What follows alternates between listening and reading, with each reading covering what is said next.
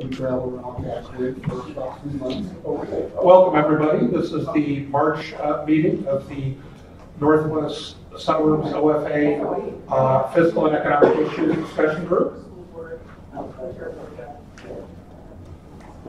We are about, getting a good handle on what are the facts on the issues that we deal with, both federally and the state of Illinois, sharpening how we make arguments with regard to those facts, and how we communicate to audiences. A lot of this can be found, you see references to websites at the bottom of the various slides. Economic summary. Basically, and we'll go over this, all of you, did anybody not get this email to the PowerPoint presentation? But I clicked on it and it looked back to the first page. I didn't try again after that. I figured it was me. Okay. Anyhow, the GDP growth for 2018, as the Bureau of Economic Analysis calculated it, was 2.9%. Trump White House did a fourth quarter 3.1%. We'll go into that in more detail later. Forecast going forward is for 2.1% now in 2019. Job creation in the first 25 months of Trump was good, just not quite as good as the last 25 months under Obama. Unemployment rate is good, declined. And we'll go into what happened in January and February with those numbers. And wage growth is picking up, which is a good thing. Stock market had a loss in 2018, but it's coming up in 2019, although I don't know if this includes Friday's loss or not. But it's up. The bad news on this, budget deficit's going up, and the number of people without health insurance is going up. So, total number of jobs, basically in record territory since May of 2014. 150.6 million payroll jobs. So those are people who are on a company's payroll, not 1099 employees. So it doesn't include Lyft drivers and Uber drivers and people like that.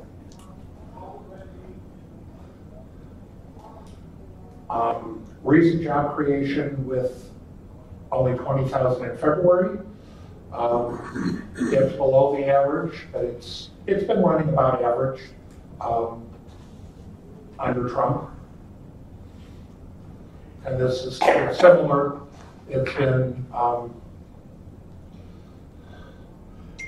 last 25 months of Obama versus the first 25 months of Trump. The Obama months were at about 400,000 more jobs. So,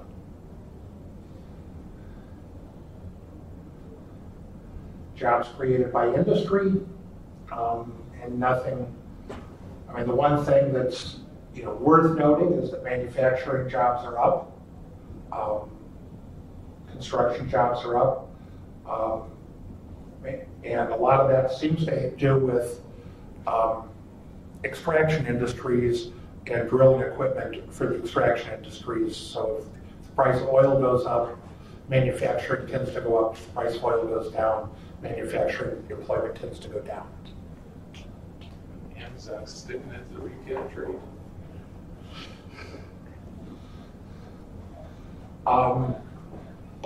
These are the two unemployment rates that are generally broadcast when we do the monthly employment data on the first Friday of the month. The U3 is the rate that we normally think of for unemployment. And that's at 3.8%, down from 4% in January. The U6 is down to 7.3%. The U6 is everybody. To be in the U3 rate, you have to be unemployed and have looked for work in the last month. To be in the U6 rate, it includes everybody in the U3 rate. It also includes anybody who's unemployed who's looked for a job in the last year. And it also includes people who are working part-time but want full-time employment. So that's not everybody who's working part-time, because about 75–80% of the people that are working part-time want part-time employment, but it does include those that are looking for full-time employment.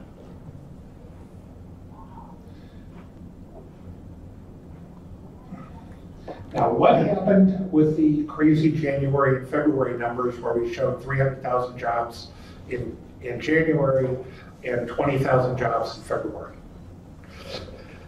And this is my guess as to what happened.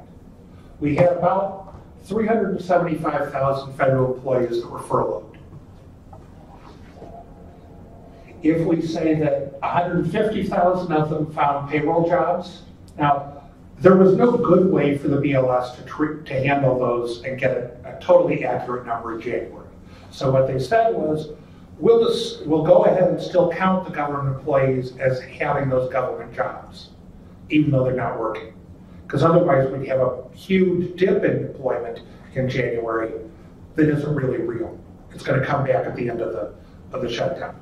But what happened, because it was long enough, 35 days or whatever it was, some of those people went out and got other jobs. Some of those people went out and got payroll jobs where they were working for a company. Some drove Lyft and Uber and were 1099 employees, and some of them stayed unemployed.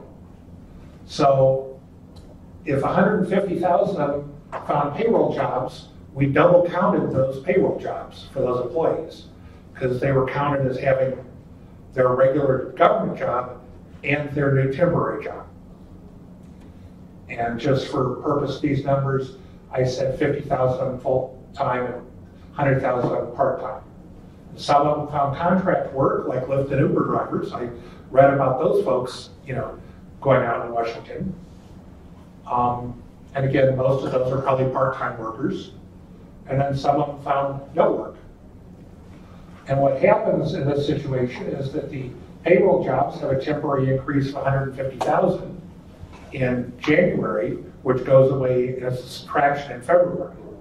So if you adjusted the numbers like that, that would mean that we had 150,000, 160,000 jobs in January and 170,000 in February.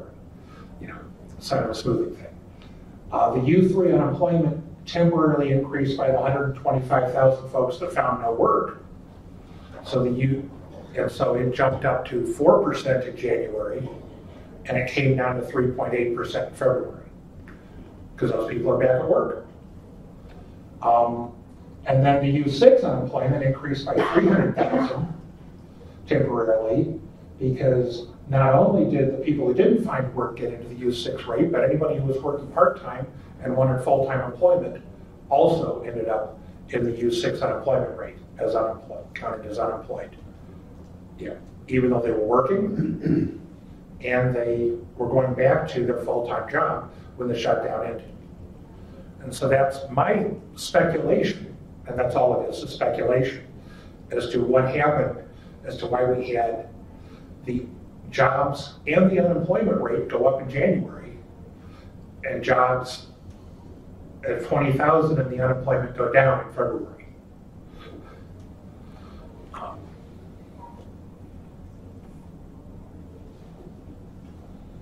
And this is the, part-time for economic reasons. It had a pre-shutdown low of 43.68 in August. In December, we were at 46.57. It shot up about 500,000 in January, and then went down about 800,000 in February. So, obviously the explanation I gave on the prior slide doesn't explain all of that, but it's consistent with the kind of thing I was talking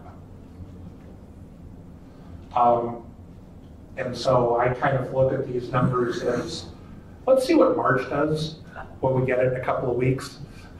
Yeah, Keith. Yeah, you You said it's a measure of the slacking. How do you, say that again? How do you come to that? Why is that a measure of the slacking? Well, I mean, this is people who are working part-time who want full-time jobs. So these are people that would take a full-time job if they could find it. Just like the overall U6 rate, which includes all these people, also includes people who've looked for a job in the last year, but not in the last month. So, that's the difference between the U3 and the U6 rate. Yeah, Bill. So when you look at that one slide that you had that had all the industries listed, Yeah. does government show that it really picked up a lot in March and dropped a lot in February and dropped a lot in January? No, because as I said, the BLS decided to not do that. What they did was they said, we're going to, all those people that are furloughed or the people that are working without being paid, we're going to count them as still having their government jobs, because if we counted them as not, if those jobs is going away, you would have had a huge dip in January. And they just had no way of dealing with the folks that went ahead and got another job during the shutdown for the double counting. So no, the government jobs is a relatively flat line.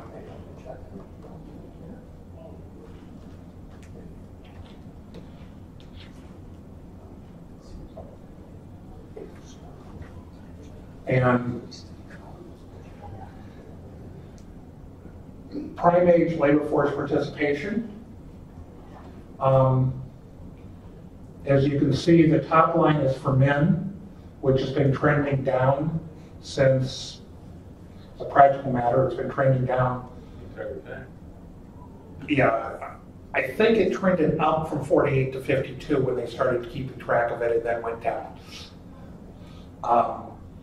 The rate for women in the workforce went up through 2000, and then has been relatively flat since then. And so the overall rate has been relatively flat since 2000 as well. A dip during the recession and a recovery as we come out of the Great Recession.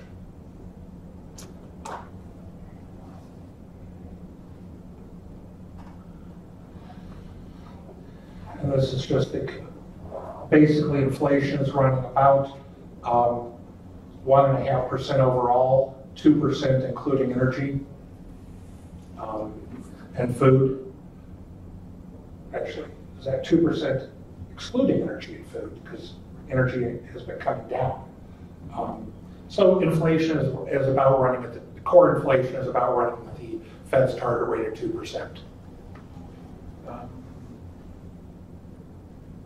Okay. Yeah, I just was responding to your comment about energy going down based on my last trip to the gas pump. It's a shot. Well, never mind. You're not talking that, sir. I'm talking historical data that we had agreed. that is probably good through February and didn't count the new summer mix, which is just rolling out here in the Midwest, driving our prices. Thank you. Yes. But San Francisco still has the highest gas prices, I was told today. Yeah, Bill. So when you exclude food and energy, traditionally we think of energy being oil and gas. Is there any impact that green energy, solar energy is having on the costs away? Is it calculated in there? I don't know the answer.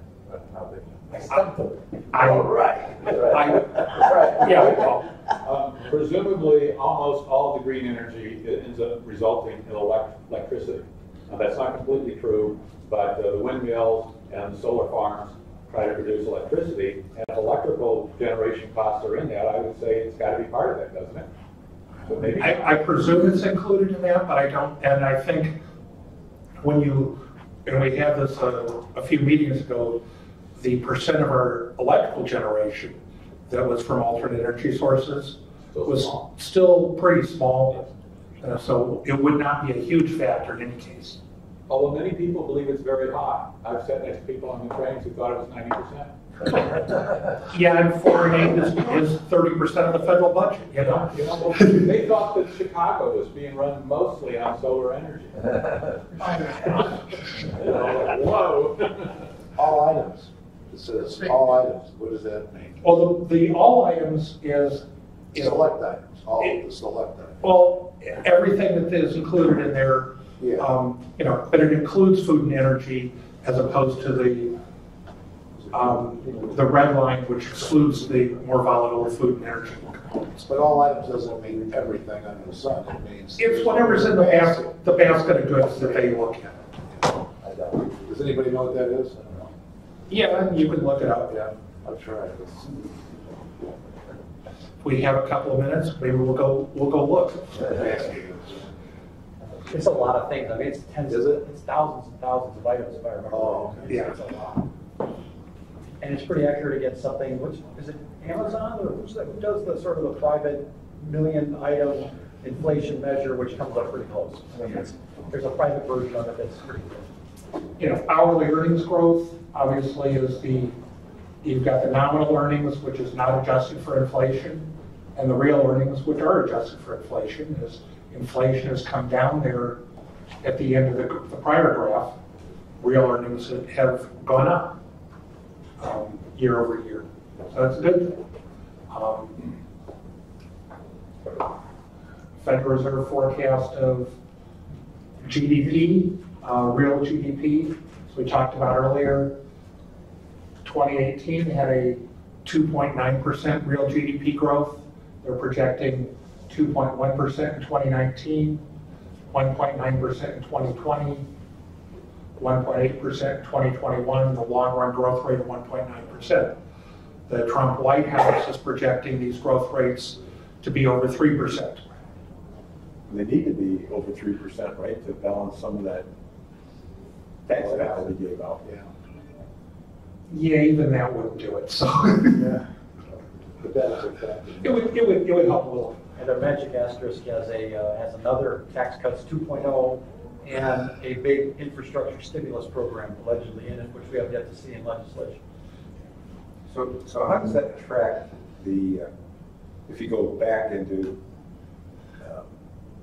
2014, 2015, 2016, is it about the same or? Hang on to that question, we're going to show you. Oh, okay. The unemployment rate, we expect to stay down.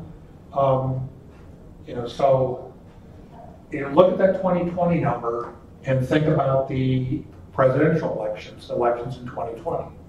GDP will not be very exciting for the Republicans, but the unemployment rate will be. Inflation will be running at a decent level. Core inflation also 2% projected, because we don't know what's going to happen to food and fuel. Core inflation is probably a good estimate, but you know the actual inflation, including food and fuel, may be significantly different over the short term. And interest rates, are expecting to stay lower and lower than they were projecting them even in December.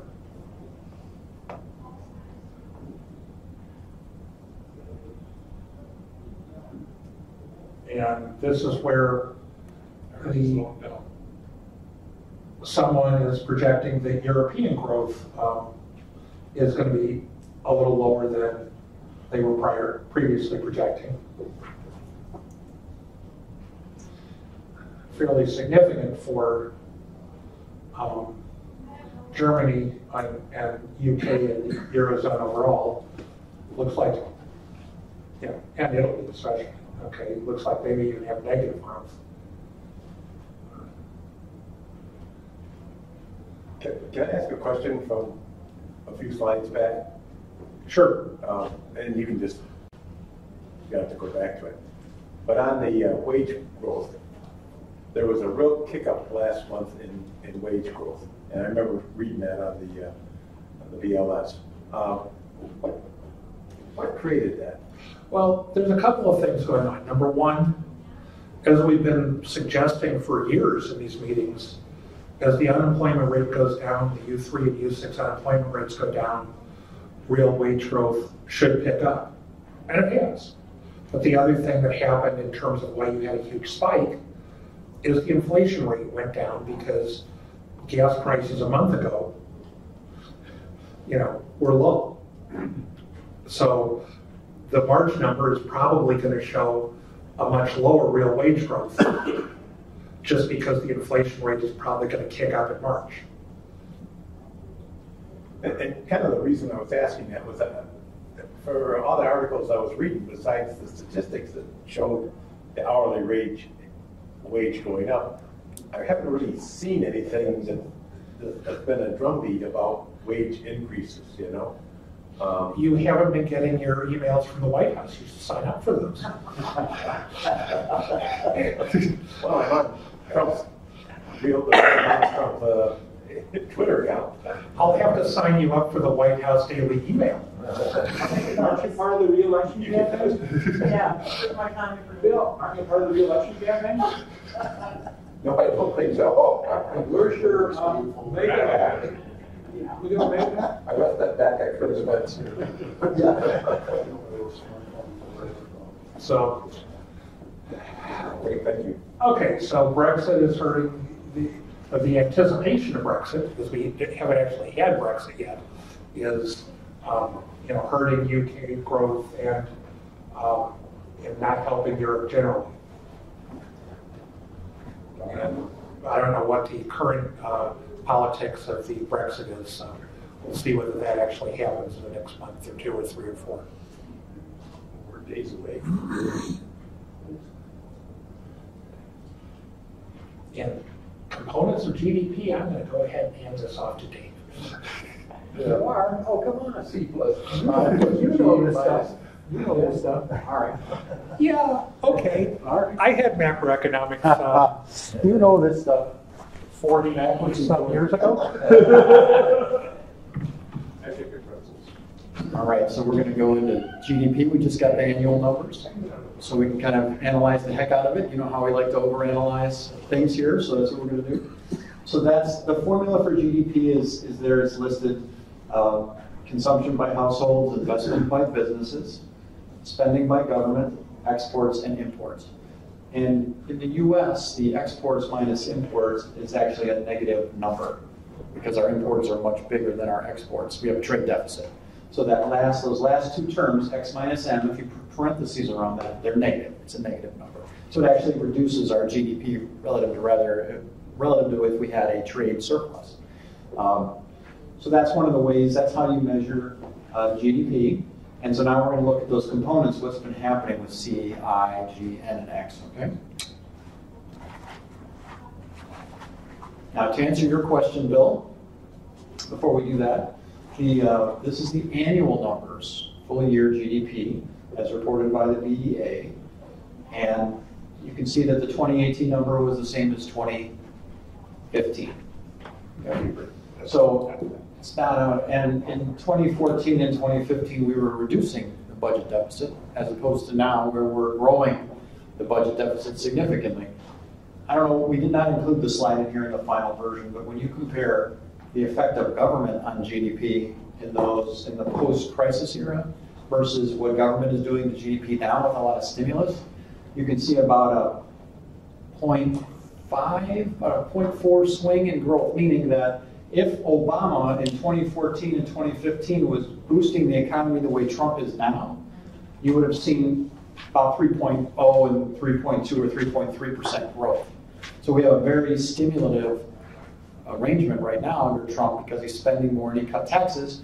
During that 2014 and 2015 timeframe, Obama was actually cutting the deficit.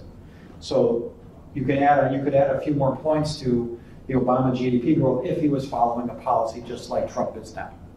Okay. From what I believe is that all that spending is military based, right? No.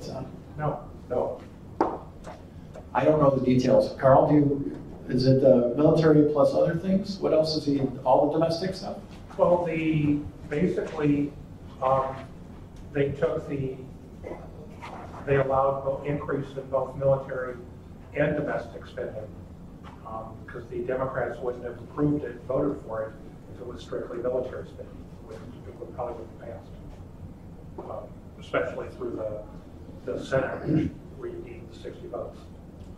Okay. So it's both military and other types of domestic spending are going up. Okay. But you can see 2.9 is very solid, and we're going to talk about kind of, what is a sustainable GDP growth rate? What's a real number? What can we really do as a country? You saw the forecast just a minute ago where it was like 1.9, 2%. Why is that? We're going to talk about that in a little bit of kind of how do you figure out what a sustainable growth rate is for GDP. This is how GDP is actually calculated. So these numbers this is real GDP. This is the number you always hear in the news when they say GDP grew at such and such percent. They're talking about real GDP. And these are the numbers behind the scenes that they're using to compute the percentages. So this is the level of GDP, so you have to add an awful lot of zeros after that. So for example, the first number you see, 17,863, is 17.8, almost $9 trillion, okay? So this is billions of dollars. I think, is it billions? Yes. Millions. Billions? Well, I have to figure out how many zeros would we add? 9 zeros? It's millions. 6? You can add 6 zeros. 6 zeros at the end. All right. So the way they do it is they average the GDP in 2017. So they take the sum of those 4 items, divide by 4, and they do the same thing for 2018. And then they just compute the percent change, and that's where we got the 2.9%. You guys all see that? Maybe a little small. Hopefully you guys that are in the back can scoot up to the front if you'd like, but that's what they do, is it's the average GDP level in 18, the average GDP level in 17, and they compute the percent difference over that. That isn't the only way to do it. Another way to do it is to take that fourth quarter number, so the 18,785, and compare that against the Q4 number from 17, the 18,224, which I think we have that on the next page. And you get a 3.1 number that way, which is, let's see, a quarter of this year over the same quarter of the prior year. And if you think of it this way, as if GDP has been growing more quickly, that number is going to be higher than this average computation idea. So if you do it this way, 3.1%, you'd hear that from Trump sometimes saying, hey, GDP grew 3.1% fourth quarter of this year versus fourth quarter of last year. He's only comparing the individual quarters. Okay? The real way that it's done is that's how the BEA reports it, which gives you these numbers. These are the official numbers that you see. And those numbers that just prior one, even look at bar charts, two averages. Those are the ones where they said that we never got 3% growth under Obama. So that was the standard that the Republicans used when they said we never got 3% growth under Obama. That's right. And now, of course, what we're going to start talking about now are quarterly numbers. The story's a little different there, but when Trump was saying we're going to get 3 or 4% annual growth, he didn't get there. He got 2.9. And unless there's some very radical change in policy or some type of alien invasion that causes us to go to full military production, we're not going to get much beyond where we are now. The forecasts are considerably lower, as we talked about earlier. So these now are quarterly numbers. Okay, so this is for the quarters.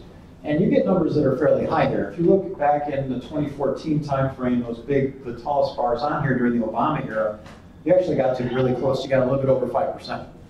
Okay, so you can hit 3 or 4 or 5% in a quarter, and just sustaining that for a full year is very challenging. Okay, so I can't tell you how many people I've had to explain this to on the internet, because the Trump fans are like, when they reported that 4.2% growth, they said, see, look what Trump did, look at those brilliant policies, Obama never hit 3%. Like, no, he hit 5%. You just got to understand the difference between quarter and annual. And you guys all see that? Okay. All right, now we get into the analysis of that C plus I plus G plus NX. Okay, so if you take a look at, and this is the contributions to percent change. So if we're talking about, we had the latest quarter was 2.6. There's the 2.6 there in that left column. These are the components and how they added up to that 2.6. And I'm comparing that contribution to the average over time. Okay, so fourth quarter 2018, what were the contributions to that 2.6? And then what was the typical quarter over the past 4 years or so, just for comparison, just so we have a benchmark to kind of look at. And the typical quarter over that time averaged 2.3%, And you can see the numbers here. This was a fairly standard looking quarter. The last 2 quarters before this were really weird. Remember, we got Ed back there. Question, yes? So given the way the annual stuff is calculated, can we come up with contributions for the year or only per quarter? It's a good question. Thank you. Yes, it is. Ed always asks good questions. I am not trying to think if I've seen contribution for the year. I'm sure we can. I will look into it and I'll bring it in one of these meetings, but I think we do. I'll get the annual. So for the quarter, in prior quarters, remember we had that crazy net export swing that one time because of soybeans and all that with the trade war, people were worried about it. We had a really big spike, and I'll show you that picture in a minute. And then after that, we had a really unusual spike in inventories. We're sort of back to a more normal looking quarter now, okay? And this is the trend in each of those items going back for 4 years. So the first quarter of 14 to present. Everywhere where you see those dots above the red line, it's making a positive contribution to GDP. And everywhere where it's below, pardon me, it's making a negative contribution. Water. Talk too much. Excuse me. Okay, so for example, consumption, and you can see the axis way over there on the right-hand side. It's been contributing around 2% the last few quarters, but it's been dropping a little. You guys see that, how it's tailing off the upper left-hand panel? The non-residential investment is really business investment, so that's the I. So the first one is the C. Second one is the I. And it's been it bumped up in early 2018 because of the tax policies, the tax cuts. And then it's been kind of coming down, and then it just bumped up a little bit.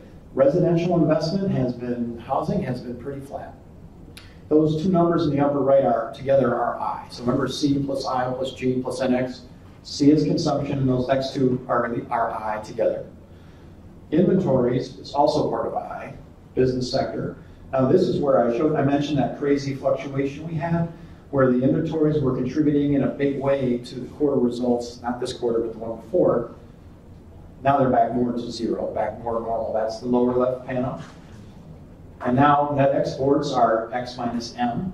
That made a big contribution. You can see a couple quarters ago and then went the other way, very negative, and then it's more or less flat now. So we have these weird fluctuations, not unheard of. You can see some pretty big fluctuations in inventory. That one tends to be volatile, but the net exports isn't usually quite as volatile, and we had a lot of that. And then government spending, so C plus I plus G, that's the G, has been making, you can see these positive contributions for 4 or 5 quarters, but now, when you've heard in the news that the government stimulus is kind of fading, that's what you see in the very lower right over there, where it was for 4 quarters, 4 dots in the right, you see that the numbers were about 0.4, that it was contributing to GDP, and then they dropped off. You guys follow that question? Yeah. Go ahead. I wasn't sure.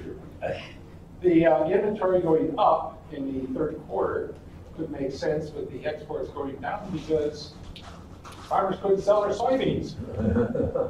So they put them in inventory. There you go. So we had some faux, kind of, I say F-A-U-X, faux trade wars or trade war threats that caused some real fluctuation in some of these numbers that you might not normally see. And now we're back to a more normal one. So you guys generally get this chart and understand it's the components and what they've been doing for the past 4 years. And these numbers are the same as these. It's the same, it's those numbers, it's just that's 1 quarter, the 4th quarter of 18. That last dot for consumption would be 1.9. If I put a dot on that, in the upper left corner, would be 1.9. You can see that 1.9 here. It's the same thing, so hopefully you guys track that. And again, we present this here. If we confuse you with one of our slides, you can always bother me or Carl, and then also you have these to read for the next month. So, you've got this stuff handy, and if you ever have questions, by all means, send us an email. Ed usually takes advantage of that. He's always giving me and Carl grief, which is good. He gives us some good questions, and you guys are welcome to anything you want.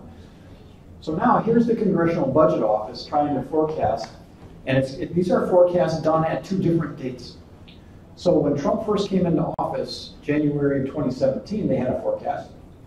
And then after the tax law changed, they changed their forecast. And you can see here the January 2019 is simply the latest one, but it looks a lot like the last one.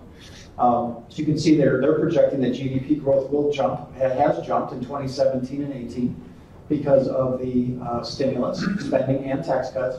And as that fades, we'll get back to sort of that baseline number. But note that the baseline that Trump inherited from Obama, the blue line, the growth will be slightly below that number starting pretty soon. Okay. So if you just ignored everything for 2020 and before, we were better off. So, but we got a nice boost here. You guys all follow that one? So there are some articles, some handy ones down here. In fact, this article in Market Watch by Rex Nutting had the same, that's his real name, I didn't make that up, is the same, excuse me. He used the same chart that we had, because Carl and I, people listen to us, you know, they read our minds. That's true. That's it. All right, so what is a sustainable GDP growth rate? When you see it, let me go back a second. When you see that, you know, how are they coming up with a forecast like that? How do they know? One of the ways you can kind of break that down is to look at two parts, productivity and labor force growth. Productivity is output per person, and labor force is the number of people. So there's your math. When you look at what those have done in the last few years, productivity plus labor force has been about a 1.4% average. And then the real GDP has been growing at about 2.2. So somehow we've been able to produce or sort of generate output above the productivity and labor force indicators would tell you it's sustainable, and how do we do that? People, greater percentage of the labor force was employed. That's part of it, but debt is how we do it. We add debt. You know, we run deficits. That allows us to produce, get an output that's above what we would get from a sustainable standpoint. So this, and these numbers, you can see how they've been similar lately. Okay, the red line and the blue line have been pretty close lately. Those averages go back all the way to 2010, 2011 on this diagram. In other words, those lines are the averages, and then the actual numbers are in there. So the article from Mr. Nutting explains this stuff. But if you want to know what is a sustainable growth rate, those are your parts, those are your components. We shouldn't be able to get too much beyond 1.4 or 1.5 because we have very slow labor force growth, and our productivity growth is also pretty slow. It's picked up a little bit lately, but it's been Well, if we brought in more immigrants, we could grow faster. There you go. Well, let's look at that. What are some ways to do that? Before you do that, can you explain how the debt has caused, how debt and which debt caused? Oh, okay. The government borrows money from all over the world and injects it into the economy. That's our budget deficit. That adds to that. That adds to the GDP. Okay. Now, it shouldn't add up all that, but again, you know, I'm using averages to get to 1.4. The productivity number's been a little better lately, so that's part of why. But this gives you a sense of, you know, how good can our economy do? What's your productivity growth? What's your labor force growth? That gets you there. And how do they define productivity? You guys are ahead of the game. I'm telling you, you guys are good. Okay, so the GDP formula, I gave you the C plus I plus G plus NX before, right? Another way of doing that is output per worker times the number of workers, or output per hour times the number of hours. And productivity is that it's a measure of output per unit of input, so output per worker or output per hour. If you have those measures, you can measure GDP. How cool is that? And those are the things that are driving it. So when you look at the GDP equation, if you want to pull one of the levers, if you want to increase your output per worker, you can do certain things. If you want to pull the number of workers lever, you can get more immigrants. So there are ways you can do this. So how do you increase productivity? Generally, it's technology. You give the workers more technology, better technology. An example of an area where our economy has been incredibly productive, although it's not necessarily good news if you're a manufacturing worker, we're able to generate as much output as we've ever generated in the manufacturing industry with a third fewer people. So that's a very significant productivity increase. The reason you can do that is because it's much more automated in the manufacturing industry. So there's a lot more capital per worker, a lot more machines per worker. Artificial intelligence is just getting started, better business processes. One of the big reasons that productivity was so good in that 90s and 2000 era was because companies learned how to work with China, and the whole containerization idea of efficiently moving containers from China to the US or from Asia to the US, I call that better business process, more efficient business processes. Also, one thing that I think is a headwind to our productivity number is that we're getting more and more into services. We're not making as much stuff, we're doing services. Some of those have lower productivity, just generally in that industry. So, and then, of course, educating our people is another one. So if you can, when you're talking about levers that you can pull to get your GDP moving, and GDP is also an income measure. It's not just a production measure, it's an income measure. Well, let's say that, I'll say that for later. Essentially, how do I put it? My output is my income. Or my spending is your income, your spending is my income, is another way to say it. But this is a way to do it. And on the other side is more immigrants, higher fertility. Developed countries like ours tend to have lower fertility. Kids per woman tends to drop. That's not going to happen. Well, it's not going to have a big effect in the short term. That's for sure. Given the length time of about 20 years. Yes, we need to brainwash the next generation into cranking out kids. That's not going to happen. That's right, it is. It's the more incentives. Getting married. That's true too. Birth rates drop as society improves. It's true. It is. It's all over the world. It's not just the U.S. You can increase the retirement age. We're not advocating that, by the way. Okay, we're simply saying that is one way to do it. In theory, you keep people in the workforce longer. And you can increase the labor force participation.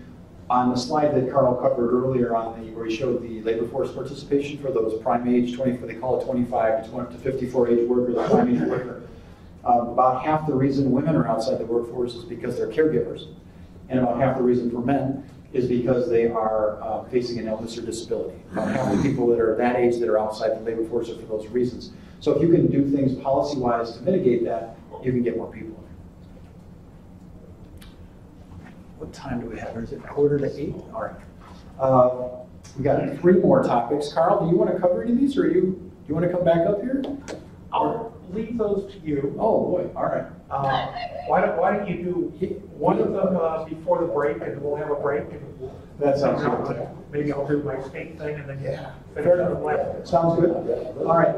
Dollar as a reserve currency. Now, believe it or not, when you guys ask us to talk about certain topics, we do occasionally listen. And Christine brought this one up and said, "Hey, let's talk about the dollar as a reserve currency." Okay, so the dollar is used. And I'll show you the charts, but it's overwhelmingly the currency of choice that is used for international business, okay? And it gives us certain benefits, and there are also certain cons of that. And what's happening is with Trump challenging the international order the way he is and annoying our allies and enemies alike, some people are saying, do we really want the dollar to be the reserve currency? Do we want to go to the euro? Do we want to go to the yuan, the renminbi, the Chinese currency? The yen, why should we let the U.S. be so dominant in this? It also gives us a lot of power, soft power, in terms of our sanctions. When we can prevent banks from using dollars or transacting in dollars all over the world, we have immense power. And you don't often hear it, but you hear about sanctions, you hear about our treasury when they go after people. We have immense soft power because we control the dollar, okay? So we're going to talk about some of those factors. What do you mean by control the dollar? Control, okay, and this is an area I'm not an expert on. And so, Christine, if you want to help me out here, you can. But the joke is, so we control the dollar because we can tell banks in New York that you can or cannot participate. Cannot participate? Yeah. I mean, you can the federal government can literally walk up to the Bank of Bangkok in New York City and say, you no longer have a license. And we do that. We can. They know we can. So they're very careful about playing nice. Well, we also control the dollar because we control monetary policy. We can do quantitative easing and boost the money supply. All that stuff affects the exchange rates. Well, the strength of our currency, right? But any country could do that. Well, yeah, but when we do it, lots of people are paying us. Lots of people hold our debt, right? Yes, they do. So when we make changes to our monetary policy, that affects people who hold our debt. Okay. Essentially, I'm saying the same thing he is. If you look at inflation as a tax, then when our government does things that devalue the dollar and cause inflation, it's not just a tax on Americans, it's a tax on everybody who holds dollars, which is most of the world. So we get to have the rest of the world subsidize us. And that is a good thing if you're one of us. There are some definite pros and some cons to being the reserve currency. So let's talk about what those are. There's a lot of text on these slides, and I'm using it as a crutch because it's not something I can just rattle off that I'm real familiar with. So Christine can correct me on some of this, but so here we go. There's the background, the trade is conducted in dollars. This real interesting one, I always wonder why we're so nice to Saudi Arabia. Like, why are we so nice to Saudi Arabia? 15 of the 19 hijackers were from Saudi Arabia. They have Wahhabi Islam, which is one of the most fundamentalist type of, styles. They have schools and they subsidize all over the place. And they can be a really malevolent force. Why are we so tight with Saudi Arabia? What is the deal? Nixon. Well, 1974, the trade in oil, so Saudi Arabia is very instrumental in that as an OPEC boss, basically, said oil purchase would be in dollars. Now, what if Saudi Arabia said oil purchases going forward are going to be in euros? Okay, it gives them a little bit of leverage. That would be hilarious. Go for it, please. Try. So we're going to get color commentary on this, I suspect, for any time. You let it go, because again, this is an area I'm new to this. So countries that want to buy stuff with dollars, they've got to get the dollars in some way, and to do that often, they have to export their goods and services to get dollars. We have to buy their stuff. Okay. I know that mechanism is there's a few steps in that mechanism, but take that on faith. And also lately, even though there's been all this drama with Trump fighting with foreign countries, the dollar is still getting even more dominant in currency. We haven't seen it going the other way in any great extent, and I'll show you some of that. So as much trouble as he's causing, he's starting to cause a lot of other countries to start taking action, start talking to each other about getting away from the dollar, but we haven't seen it hit the numbers hard yet as far as I can tell. Okay. Now the second part, benefits of reserve currency. When people are demanding our dollars because they have to do their international trade in dollars, so they got to get their hands on dollars, they're bidding up stocks, bonds, asset prices. They're bidding up the price of the dollar, which, if you remember that asset prices and interest rates can move in opposite directions, right? Bond prices go up, the yields on the bonds go down. This drives our interest rates down in the United States, okay? I remember when people were blaming the Federal Reserve for lowering interest rates and keeping them low for too long in the run-up to the crisis of 2007, 2008, people were saying, well, it was the Fed's fault. Well, yes, some of that, but also a lot of this international trade stuff we talk about, including this, those interest rates are being driven by a lot of factors, especially the longer-term interest rates, not just what the Fed's policy is, but this sort of thing. It increases the power of our trade sanctions. We talked about that a little bit earlier because you can kick a banks, you can essentially take bank licenses away, international banks that are working in the U.S. And also, an example, lately, the sanctions in Venezuela, we've really damaged their banks and their ability to export oil because they can't use dollars, and we've been able to control their ability to get dollars. And I can't tell you the exact mechanism, but that's what we've been up to. Does this make sense, kind of getting a sense of it? So now what are some of the costs, the pros and cons, but I love the Triffin's dilemma. Whenever I see Triffin, I start thinking of like science fiction stuff, like Triples on Star Trek and some of these other, but Triffin was an economist. And Triffin's dilemma was, if you're the reserve currency, you're going to have higher exchange rates. Remember, people are they want dollars, so they're driving the dollar exchange rate up, making the dollar more expensive, more stronger relative to other currencies. That makes our exports more expensive. And so we tend to have trade deficits rather than if we were not a reserve currency. So that's part of why we have these big trade deficits, is we are the reserve currency. China, of course, our strategic competitor on a number of levels, is trying to figure out how can they be more like a reserve currency like us. And in 2015, the yuan became one of the 5 elite currencies of the world, although I'm going to show you that China's got a long way to go to catch up to the dollar. Okay? They're also talking to other countries about getting them to use the yuan for oil and not just like Saudi Arabia said, just use dollars. They're trying to change that. Also, when you're looking at China, can China become a reserve currency?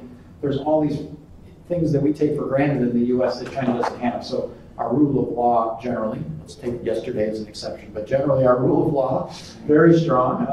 Economics, China is in the middle of a slowdown. They have a very high level of what they call quasi-governmental debt. Their corporate debt is very high. How much of that slowdown is our fault because of this trade war? Some, although I can't tell you how much. I don't know the exact amount. But it is definitely some of it. The transparency of the financial markets and economic results, the China debt is always, Chinese financial numbers are always kind of questioned. They're not as credible as the US numbers. So people are always trying to figure out, they hear a Chinese number, but then they're like, well, what else is going in China? Does all that link the way it should? Does that all make sense? So always this game of, all right, China said this about their GDP, but what are the components of GDP doing, and does that make sense? So China isn't looked at like the U.S. financial markets, okay, on our rule of law. And same thing with Europe. Europe has a common currency, but no common political system, all right? So when stuff happens, Europe doesn't always react even as well as the U.S. did in the crisis. Europe's recovery was a lot slower than the U.S. recovery after the financial crisis. Now, one of the things that they're interested, though, their European commissioner just said Eurozone's paying for 80% of dollar imports, 80% of imports in dollars, I've got an extra dollar in there, 80% of imports in dollars rather than euros. Why is that? And then Germany, even though the German bonds are considered incredibly trustworthy, almost as much as the US bonds, there still just aren't a ton of them. They don't issue it enough. Okay, so that is, they don't want to run up a lot of debt. Right, they're all about austerity over there. It's just hardcore. So some great articles that explain this at the bottom front. The New York Times had a couple of really good ones. So this is kind of a graph that shows from the year 2000 to 18, the percent of the world share of currencies that central banks are holding, and it's a way of looking at the dollar's dominance. And so from about 70%, it's been slowly coming down to around 62. So it's been coming down a little bit for a while. It predates Trump, but still. The euros are about 20% of it, and everybody else is tiny. The yen is 5, pounds are 4, and the Chinese, the yuan is not even on there. It's buried in that other currencies. So they got a long way to go to catch up with this. I think the euro is probably our main competitor. And when you look over we'll talk about this in a bit, when you look at the long run, there is a relationship between empires going away and them no longer being the reserve currency. Meaning, when you lose the reserve currency, you're not an empire anymore. If you're an empire, you'd be the reserve currency. Happened to the British. One of the risks is it could be happening to us. So, good or bad. Sorry, go ahead. That makes a point, right?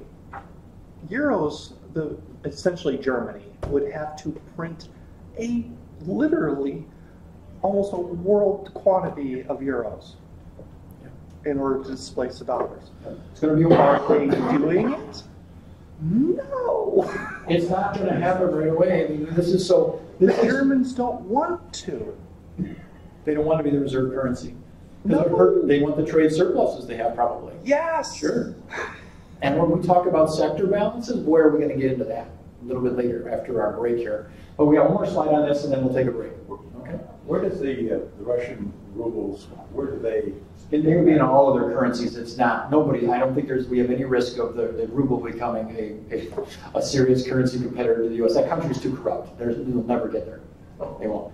If they nuke us, then that's something else. If they manage to take that, they would have to be military. It wouldn't be economic, I don't think. They're also relatively small. And their economy. One thing that's surprising to me is how small Russia's economy is. I don't have the numbers handy, but it's tiny compared to the U.S., which is bizarre considering how powerful their military is. One more slide on this. So lots of text on here, but this is where Christina, any help you want to give me. Christine has an article, which I do recommend too, is from a source we don't normally use called Truthdig.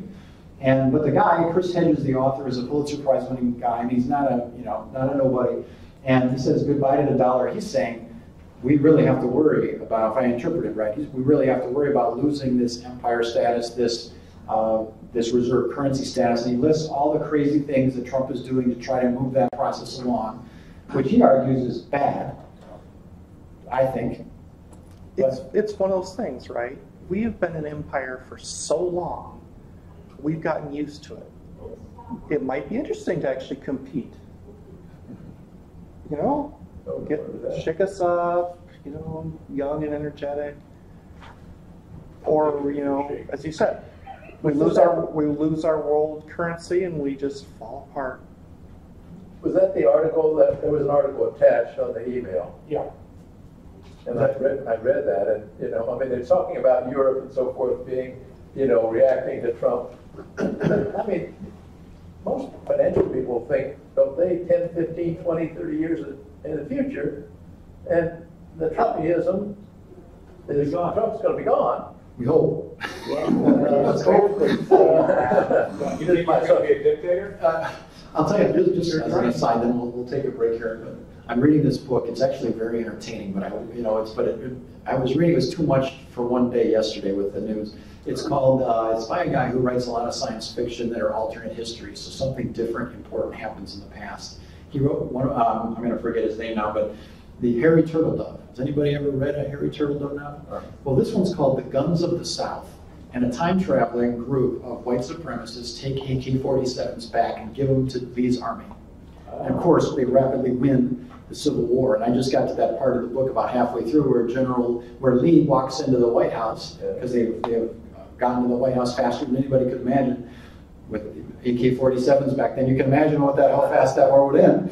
And he has the conversation with Lincoln, and Lincoln surrenders. I'm just like, whoa, I'm not ready. I can't deal with this today. But anyway, it's a great book, but so far. Why am I saying this? I don't know. I digress. But abandoning the World War II institution. So we set up this system that allowed us to be sort of the world's empire for a very long time. And if you start kicking out the pillars from underneath that system, then you're on sort of some new ground, and Britain went through that process, so I guess we're not, you know, historically there's other empires that have done it, but keep your eye on that. If you start to see that 62, and this is in the New York Times, you start to see that number start dropping quickly, we have to look at it. Is this a good thing for us, considering that, you know, the pros and the cons of what we get out of the stronger dollar? We all like the stock market returns we're probably getting, but you can imagine if the dollar weren't so popular, our assets wouldn't be worth as much. So, yes, question. We got two questions. Well, I have an announcement before you go. Oh, hey. Put that off. But is it likely to go down slowly, or is it likely to collapse? Is it a bubble kind of thing? I mean, there's a reason.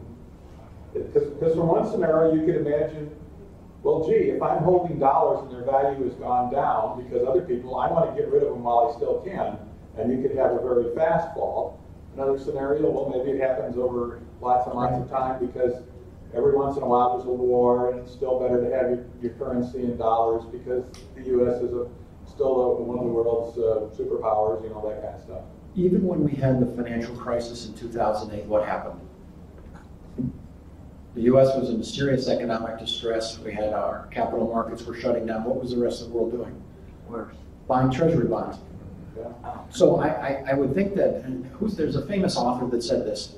He was asked how he went bankrupt, and he said slowly at first, then suddenly, right? Was that Hemingway or I forget who said it, but he said, how did you go bankrupt? Slowly at first, and then all of a sudden. All right, so I can't tell you, it certainly could happen, right? I mean, we could have a collapse where people get really nervous about the dollar and sort of panic selling. Currencies have been cornered before. I think it happened to the pound once upon a time. So I don't know, but it's anything in financial can have, anything can happen. I just think it's unlikely. Other question. There was more of a comment, and that is that it won't show on any reserves of a country, but many countries hold their gold reserves in Fort Knox. That is starting to drain like a tsunami. Yes. And they're taking that gold back to their original countries so they are safe and secure. They know Trump makes a lot of gold toilets, I think, is what they're doing. And they're taking their gold out of Fort Knox and they're taking it back. It wasn't the article. They are. So Sweden or somebody took a Sweden or Germany took a bunch. Yeah. So you're telling me that Die Hard movie wasn't accurate, but they were all set in New York and they had more gold than Fort Knox? You know, Goldfinger happened and they still didn't panic, you know? So I don't know. What does it matter if their gold is not here? I don't know that it matters, but it's a sign that they maybe they've got a little less faith in the U.S. than they used to. and they know they're maybe a little nervous about a dictator threat. I mean, I get that. I think that's what it is. So, lots of text on this page to think about. Good comments from the crew. Let's take a break. Let's be back at 8:10 or 8:12, and then we'll continue. If anybody wants to see it, I got this in the mail, unsolicited. It's a 100,000 note from Venezuela. It's printed on nice quality paper. You can touch it and feel it. And I'm told that a year ago, we had 3 of these. Unemployment rate is going to continue, we expect, to stay low, absent a recession. Can you close that up a little bit for those who can't see? Don't worry about it. I'll read the numbers you're going to care about, okay? I mean, unemployment rate 3.9% in 2018, 3.5 in 2019, 3.7 in 2020, okay? I mean, we talked about gross domestic product real. The 2019 growth rate's been, dropped down to 2.1 or 2.3%, 1.9% 2020. So those are numbers that we expect to see. And those, I mean, the unemployment rate's not going to be is going to be a good number for the Trump. Wage growth at those unemployment rates is likely to continue to be good. On the other hand, the GDP growth is not a good number. Because it's going to go way down and remember, people like to say Trump said he was going to get 3% growth. The last time Trump said he was going to get 3% growth was in 2015. After that, he was always, saying he was going to get 3.5 to 5 to 4 to 5 to 6%. When at the end of 2017, his tax cut was going to get 4+% growth. The news media, unfortunately, goes along with the Trump White House. Trump isn't getting the 3% growth he promised. Trump isn't getting 3% growth, but he didn't promise 3% growth. He promised a lot higher. But anyhow, the big number here that's worth looking at, employment was about 203,000 jobs a month in 2018. This is a CBO forecast. They think it's going to go down to about 150,000 jobs a month in 2019. And by 2020, it's going to be down to 70,000 jobs a month. So Trump being the big job president, if the CBO's forecast is accurate, is not going to happen. But not his fault at all. Well, to a great extent, it's not all his fault, but I mean, part of this is the number of legal immigrants he's letting in is going down, and so that part of that is his fault. So it's not his fault, but we'll be close to full. We're already close to full employment. We may be beyond full employment, and so we're at a risk of actually seeing jobs go negative for a while, but we're still going to see very low unemployment. So, yeah. So I just wanted to give this. So if you're going to be working with somebody, you want them to highlight things like GDP growth and job growth, and not the unemployment rate or wage growth. Our chance to be disingenuous. Well, emphasize the things that work for you. That's right. Okay. Don't we get 150,000 new workers every month turning 6? You get 10,000 people a day turn 65. That's a minus. I mean that's a subtraction from the workforce. 10,000. But the 300,000. Wow, 10,000 jobs open up every day. Yeah, but you also have young people moving into the workforce balancing that out. So, well, that's 150,000 he's talking about. Yeah, but in general, the labor force is going up. People used to talk about you need 150,000 jobs just to break even. That was never the real number. When the Republicans were talking about that, when they were trying to talk down the job growth under Obama. So you'd have to look at what the labor force growth is. We can check that, but Krugman was talking about 90,000 as sort of that replacement number, 90,000 job creation a month to maintain the unemployment rate where it is. So it's not, it used to be much higher when our economy was growing faster, but now the labor force is not growing that fast. We're an aged country. So it's not as fast. I'll get you an exact number, but 90,000 is more likely. Okay? So We'll get it in about a minute. taking trying to step back from the politics, if it's true that the birth rate in America, if you take out immigrants and first generation and children of immigrants, is slightly less than necessary to break even, okay? And I've heard that from government statistics, although I couldn't find it right now. But if that's true, then that says that those kids coming out of school aren't going to be quite enough to balance out the turning 65, assuming that they're retiring at 65, but even if they're not retiring at 65, the effect is the same, it's just delayed. If they wait until 70, it's still so we're going to have a situation where job growth can't go up. What tool are you in? Because we don't got commodities. What tool are you in? Well, we don't, probably won't need it either. You get BLS. I got there. It's going to give robots. Right, but if immigration is cut off, which is what he's sort of the fair cut it off. Not talking about cutting it off, they're talking about filtering. They don't want quote unquote illegal or undocumented Third line aliens. They want Or the fact they don't want low skills. That guy right there? They want high school. they want people that Click the top one for labor force. I would become. Oh, yes, it is. I heard that today on the radio that And then right down at the now, bottom, you hit there retrieve. aren't enough low-skilled workers to fill those. And then what I did was I went over here and said, let's show So we need not more. only the actual number, but 1 month and 3 month growth rates. When he's saying we I mean, don't 1 need month and more 12 month growth rates rather. Because they're taking away jobs from our low-skilled people. 1 month We should and advise 12% them. change. No, just the, above that, the actual change. Okay, so Bill, so what you can see here on the annual numbers is that the labor force actually shrunk by 1.5 million in 2009. In 2010, it added 539,000. 2011 added 345,000. 2012 added 1.6 million. 2013 lost 450,000. So we're not seeing consistent. I mean, for a couple of years we had, 150,000 to be 1.8 million, and we did that in 2018. But if you average 2017 and 2018, you didn't, because that's 3.4. You're not quite there because that's 3.4 million over 2 years. So this is labor force growth.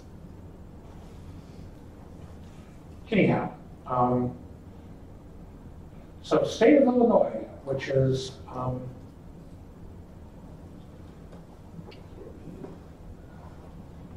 that's federal. Okay.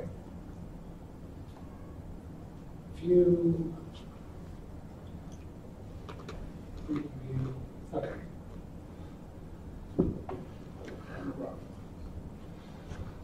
Job growth in Illinois, the last 2 months looked a lot like what happened at the federal level, because there are federal jobs in Illinois. We had big job growth in the month of January, up to almost 27,000. February lost, 12,600. For the calendar year 2018, Illinois had 58,000 jobs, which is about what we've been running for the last couple of years. It's not quite as good as the end of the Quinn years, but it's not bad. The 12 months ending February 2019 added 59,100. We're at an all-time high for jobs in Illinois, all good. And if we can continue to grow jobs at a fast pace, getting back closer to the 90 to 100,000 jobs a year as opposed to the 50 to 60 we've been seeing recently, that will help the state's finances, more people paying taxes. Budget issues this year, a couple of things. With the new governor, he submitted his fiscal year 2020 budget, which is from July of this year to June of next year. That budget needs to be approved by May 31st in order to pass as a simple majority. It needs a supermajority to pass after that. I have not heard anything from my representatives about how they are dealing with Pritzker's proposed budget. And they're going ahead and hashing it through the committees to put together the budget that they're going to send to Pritzker before the end of May. So I don't know. Separately, Pritzker is proposing a constitutional amendment for a progressive income tax.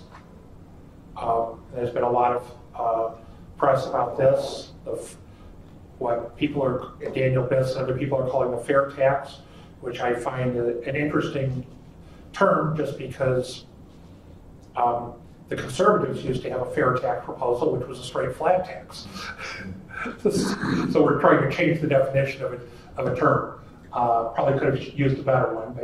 And then many people, but not Pritzker, have suggested we ought to have a constitutional amendment to allow pension modifications. We tried through the legislative process under Quinn to make some pension modifications, get rid of the minimum 3% COLA, among other things. And the state Supreme Court said we couldn't do that under our current Constitution. But for whatever reason, we never, with Rauner as governor, we never got a constitutional amendment on either the progressive income tax or pension reform. And it looks like we're probably not going to get pension reform under Pritzker, at least currently. These slides are from Pritzker's budget presentation. He had about 36 slides. I think I took about 6 of them because you didn't want to see all 36. But if you do want to see all 36, go to the link at the bottom.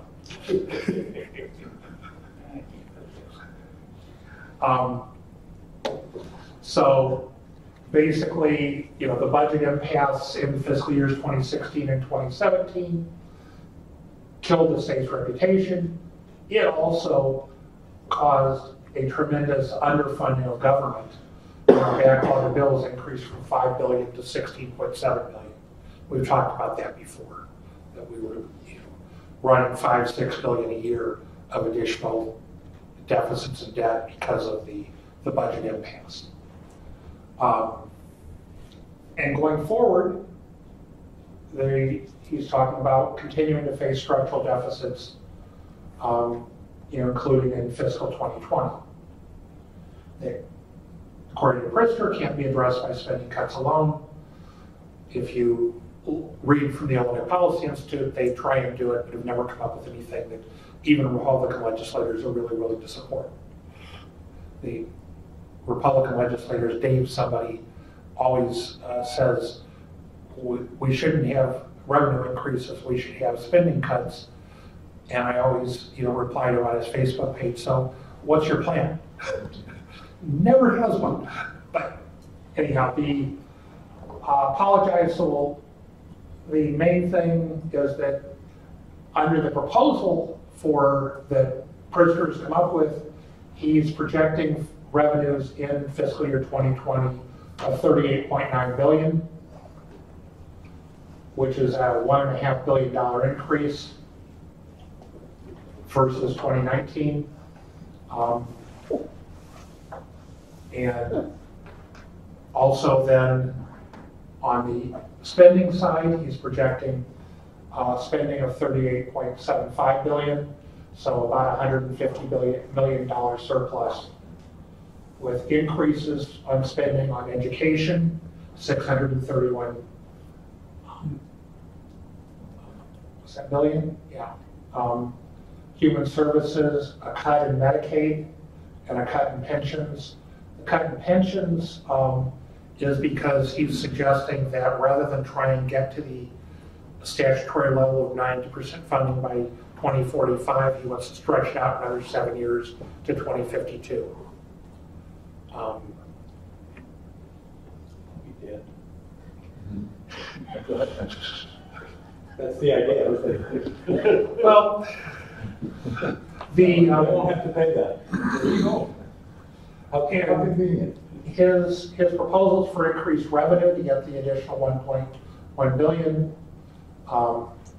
close the corporate tax loophole for around 100 million, 94 million, additional revenues to support Medicaid through e-cigarettes, cigarette tax increase, MCO assessment, I'm not sure what that is, you have to look it up, phase out the private school scholarship credit, create a progressive tax structure for video gaming of 89 million, cap retailers discount of 75 million. There's also new revenue, sports wagering of 212 million, now that it's legal for the states to do that. Recreational cannabis of 170 million, and that's just license fees. That doesn't include any taxes on the actual sale, which wouldn't occur until the following year. A plastic bag tax of 20 million, as well as the delinquent tax incentive program to accelerate about 175 million tax. That's kind of a one-time thing. So he's looking for ways, because the progressive income tax is something that he's for, but realistically, if it passes in November of 2020, that's already fiscal year 2021. You're not going to see that money until fiscal year 2022 as a project. Maybe you can see it early, late in fiscal year 2021. State's biggest financial challenge is the pensions. That the contribution estimate for 2020 is $4.2 billion higher than when they originally estimated it back in fiscal year 1995. And so, I mean, it's one of the reasons we're struggling to meet the, because if you look at how, little we were putting into pensions, and we've done this before, back in, $1 billion back in 2006, 2008, $4 billion in 2010, and now we're up, $8-9 billion for pension contributions. Because that money was spent on something else, right? It was essentially borrowed from the pension fund. A lot of it actually was the pension, the amount that we were paying what was called for under the Edgar ramp. Yeah. But the Edgar ramp was a really slow ramp up of pension. That's the brown line there. The interest rate that they would charge for repayment for the money that was taken out of the pension fund. If I heard it's 8%. It's not that. It was just we weren't putting money in fast enough. I mean, the brown line was the Edgar ramp, the projection. I mean, there's only a couple of years there back in 2006 to 2008 where we were contributing less than what was called for under the Edgar ramp. I mean, the years where we weren't making the pension payments. But the money had to be repaid. I mean, you just can't take money out of it. Yeah, but reallocate it and not put it in. The bigger issue was what we were investing in at the state. A whole bunch of investments kind of went south in 2007, 2008, 2009 during the Great Recession. Yeah. And that was a bigger issue than the missed payments. I went to a meeting for Michelle Moosman, state representative, and she had some actuaries there. Mm-hmm. And they were saying that the repayment into the Edgar plan was 8%. And if the state Congress would just get together and rewrite that and make it 3%, throw a bunch of money in to begin with, then we would be back to zero by 2045 or something. It would be taken care of. I'd have to see that. So anyhow, state pensions have been growing by about 9% a year, or a $500 million a year annually since fiscal year 2010. And that's one of the reasons why we went to the 5% income tax originally and why we need it today, is because the pension contribution is such a huge part of, the general fund budget is, as we talked about, around $39 billion, and about $9 billion of that now is pension contribution. So this is the governor's approach to pension stabilization, getting some dedicated revenue from the graduated income tax, extending the current pension buyout program, And the last one, restructure the pension debt to make payments more sustainable by extending the target date from 2045 to 2052. Again, I don't know what the legislature is going to do with these suggestions. They're going to take a look at these as well as others, and undoubtedly what the actuaries that Michelle Usman had at her meeting, and try and come up with something. But again, they're still going to have that minimum 3% COLA if we don't have a constitutional amendment. And that would, eliminating that and make some other minor changes that were approved in the legislature 4 or 5 years ago. Well, every year, we do not contribute what's supposed to be in the pension fund, right? No, that's not true. No, it's not true? That's not true. Up until now, then.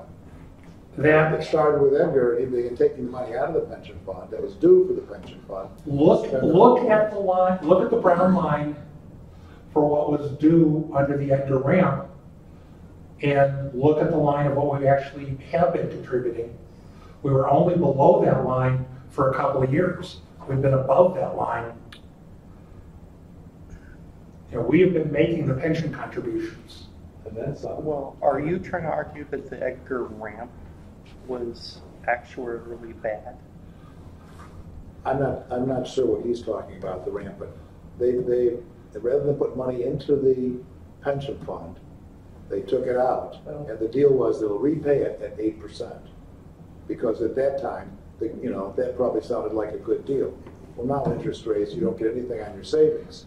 So what these actuarians said was that if you renegotiate that with the state, essentially we're borrowing our own money and paying it back at 8%. So all this conflict over not having enough money there, it's our own money. If you have started materials on that, I'd be happy to take a look at those. I'll contact Michelle and see if Okay, great.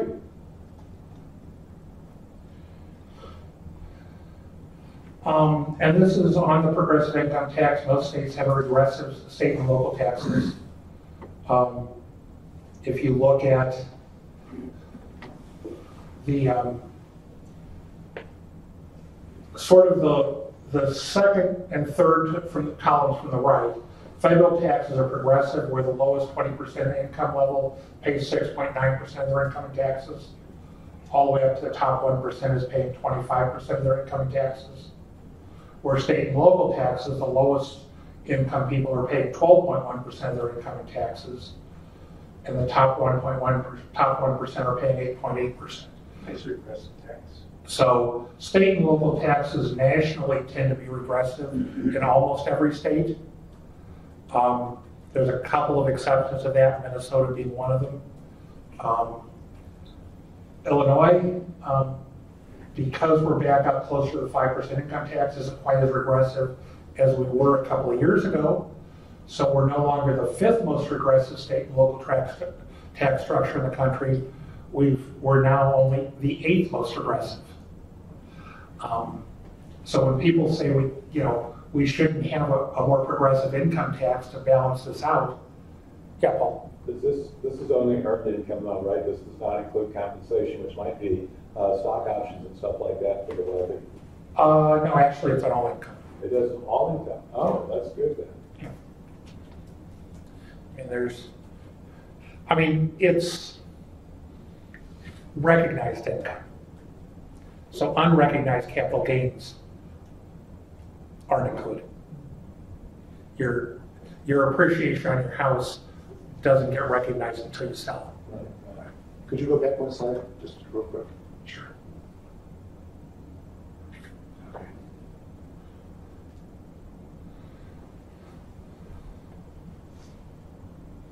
So, again, ours are more regressive. Our top 1% are paying 7.4%, where our almost half the rate of our lowest income people here in Illinois. But the rich that top 1% can't afford a tax increase. At least according to the Illinois Policy Institute, the Trib Editorial Board.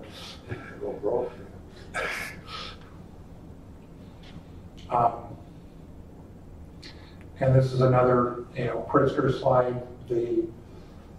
There are 33 states in the federal government have a graduated income tax level. Only 9 states tax income at a single rate. Illinois being one of those. And then, of course, there's some states like Texas and Washington and Nevada and Florida, which do not have a state income tax. They rely on other taxes, property taxes, sales taxes. And that's basically it for my state presentation. Questions about that? Oh, actually, there's a couple more here. We can take a look at the Civic Federation, and this is, I'm going to send this out, made some recommendations about what they thought should be in the state budget before Pritzker sent out his budget. And you can see that a lot of them did not get included in the Pritzker budget. They suggested getting extra income from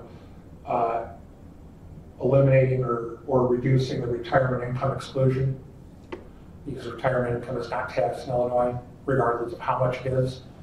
Adding a sales tax on services, like the state of Wisconsin, things like that. So, what is the soundbite on the state of Wisconsin? The idea that if we tax the same way the state of Wisconsin did, we would what? We would get a whole bunch more tax. We would add a whole bunch more revenue. I think he's asking what are the people saying is negative about doing that? Not necessarily. Like, does that balance the Illinois budget, or does it get close? I mean, what's the punchline of that? I remember we've heard different versions of it, I think. Well, I think it would, I think that it was Mark Walker who told us last summer that it would balance the Illinois budget. The issue, of course, as we've talked about previously, is that where Wisconsin does most of its spending at the state level, because of our 7,000 units of government, we do most of our spending below the state level. So balancing the state budget isn't the only issue here in Illinois. We need to go ahead and consolidate and streamline the governmental units. I mean, is taxing like Wisconsin enough to cover our pension problems? I mean, is it something that, how much money, is it?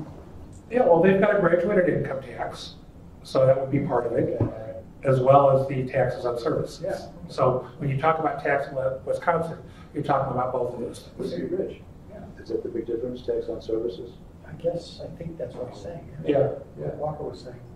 Barbershops. Okay, this is yours, but I'm not sure how it got back to yours. Close the master view. Put that X up there in the upper right. Put that. Cool, thank you. Get the water. 9 or 9:30? When are they kicking us out? They kick us out at 9:30, so we'll try and end by 9:30. We won't go that long. Yeah, we'll be 9:15. We'll be out. Family, we had a bunch of little things with lots of seeds in there, and then I never get them out. So I was just brought up once with my team. Okay. Then we're going to get that stuff. Do you want me to pass them?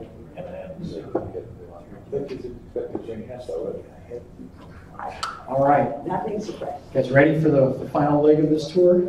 Somewhat awake. All right, good. Modern monetary theory, MMT, has been in the news a lot lately because AOC brought it up.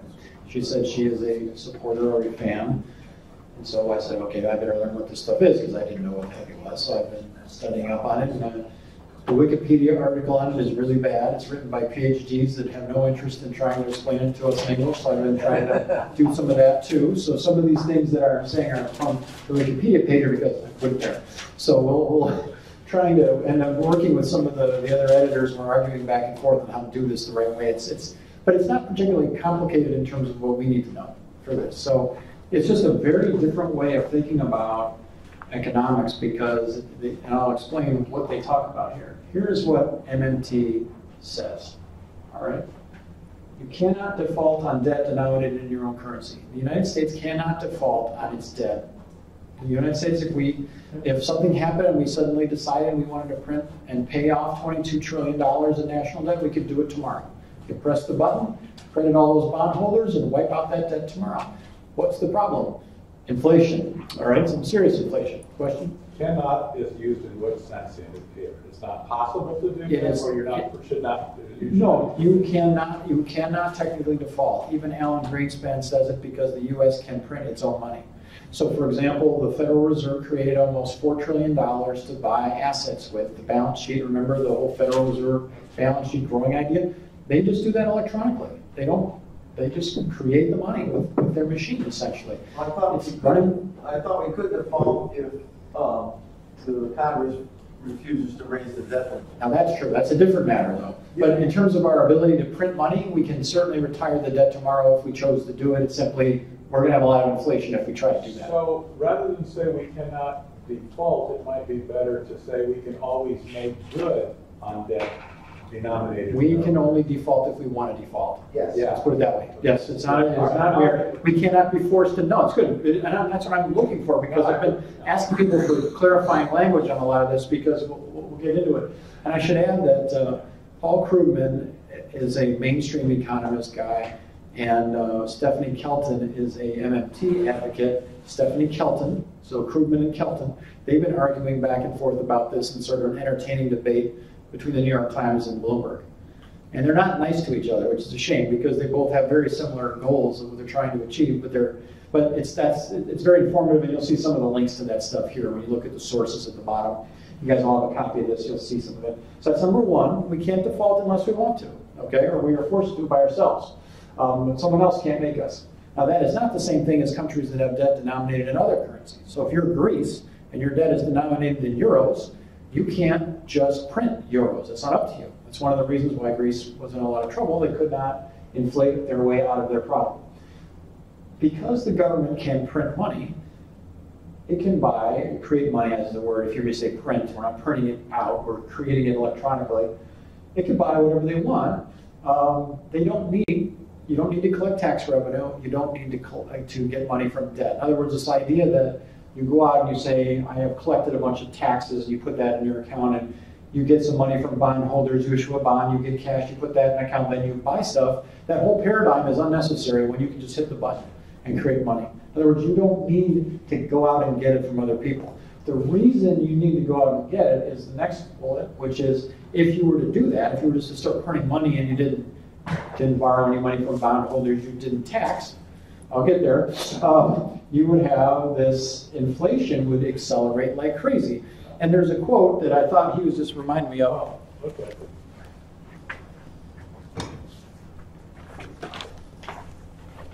Whenever you can use a little humor with economics, it helps, right? They don't always go together. This is from, I'm going to look at the source, Trading Economics, so a pretty common source for this. Venezuela's annual inflation rate fell to 2.3 million% in February of 2019. It fell to 2.3 million%. Okay, so that's hyperinflation.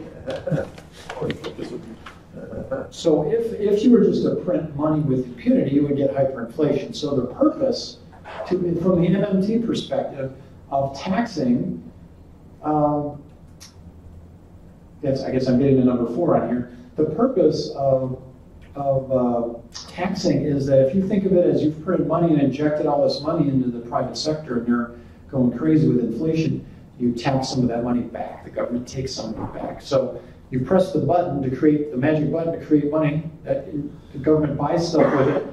Then if you get the economy going, there's inflation, you can tax some of that money out of the system. It's almost like a tub of water. When you print money, you're putting water in the tub, and then when you tax, you take that water out. Does that make sense? You need to understand the mechanism. So number 3 is you can create as much money as you want until you get inflation. And the way inflation happens isn't because you create money. The reason you get inflation is because it causes demand to go above what the economy can produce. In other words, you're at full employment, let's say, all your capital and labor is employed, and you're still printing money and demanding stuff, prices are going to rise. But if you are printing money and the economy is not at full employment, you probably won't get inflation. That's the theory, at least. Okay? So the constraint is real resources. If you are driving the economy beyond what the real resources can produce, then you get inflation. Okay? And then also, the idea in mainstream economics is that when you get to where we are now, where the economy is doing well, when the government wants to raise the amount of the deficit, it wants to get more money to do its stuff. So if Trump wants to go on a big spending spree, let's say he says, I want to do $1 trillion worth of infrastructure in the next 3 years. He's going out, what's essentially happening is bondholders going out and saying, bondholders or investors, give me your money and we will spend it on infrastructure. If businesses are also trying to invest for their own purposes, that can create competition for that scarce pool of savings that drives up interest rates. That's called crowding out. Have you heard this term? Government crowds out the private sector because it's demanding all those scarce savings that are out there. That only happens when you're at full employment, essentially. You don't get crowding out when you're not near full employment, okay? Yes? Well, taxation crowd out as well, though? Because it reduces that, Okay. I hadn't thought about that, but yeah, it's possible. If you are, remember I said if you are printing money and putting money into that pool, and you tax to take it out, if businesses are trying to get at that pool and you're making that pool smaller, you could, but I haven't heard it talked about that way. But yeah, you're getting the mechanism. All right, I'm going to show you some of this in a little bit. Okay, so the view that government spending should be funded, I love to use this Latin term, makes me sound smart, a priori, before the fact, or it's an interesting word actually, but this idea, the paradigm is, I mentioned we've got to collect this money from investors and we've got to collect it from taxes, and then we go spend. Ever since we got off the gold standard and you can just print money with the press of a keyboard, that paradigm is unnecessary. You don't have that anymore. You have to worry about number 3, which is that you have inflation. Inflation is your real constraint, not what investors and taxes are able to give you. Does that make sense? Okay, so most of what I've talked about here is mechanism, and these things are not particularly in dispute between MMT people and mainstream people. The mainstream people just think you're better off with the taxation and borrowing than you are with just printing a bunch of money, because a couple things bad can happen. One is that the government might choose not to tax. Let's say you get inflation going, but what if the government is, our Republicans don't want to raise taxes ever. What if you don't raise taxes? Well, then you lose control of inflation. You might also lose credibility with global investors if you're printing, and they're not confident that you're going to raise taxes when you need to. So if you were to do something like this, you would have to put in a lot of rules so that if inflation, let's say, starts to accelerate, automatically taxes go up, things like that. You'd have to come up with sort of these artificial limits, sort of control mechanisms built in. Here is a sort of a compare and contrast between mainstream and MMT thinking. So the first one, and it'll be repeating some of what I've just said, but funding government spending, the mainstream economics people they advocate taxes and issuing bonds and debt, which is what we do now. MMT people are like, let's print the money to get to full employment. Let's stop leaving people on the sidelines. Let's get everybody that wants a job employed. We talked about those people that are part-time for economic reasons. Let's get them to full-time. Let's print the money to drive enough demand in the economy to do that. And again, their view is taxation and debt is not required for this purpose because you can create that money, create that demand. The reason you tax under mainstream economics is to fund government spending. That is not why you tax under MMT. You tax to prevent inflation. So you've injected all this money in the system. Now you're taking it out by taxation. Getting to full employment, under mainstream economics, it's done by the Fed. The Fed, when they up and down the interest rates, that's how they get to full employment. Under MMT, it's fiscal policy, meaning when you're creating all that money, that's fiscal policy, the way they would do it. It would be the government spending would be done through just creating new money and driving that in. Inflation control, again, remember back in the early 80s, we had very bad inflation. The Fed jacked up the interest rates really high, but it created a lot of unemployment, okay?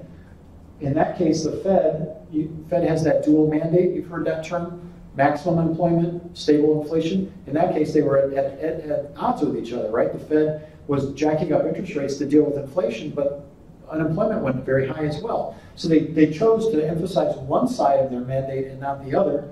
Under MMT, they don't look at it that way. They say, no, we need to get to full employment. We will take steps to get to full employment, and we will raise taxes if necessary on some people to prevent inflation from occurring should we get to full employment and go and overshoot. So inflation control is driven by monetary policy, interest rates by the Fed. Monetary means Fed, interest rates. Fiscal means government spending, government taxation. Okay.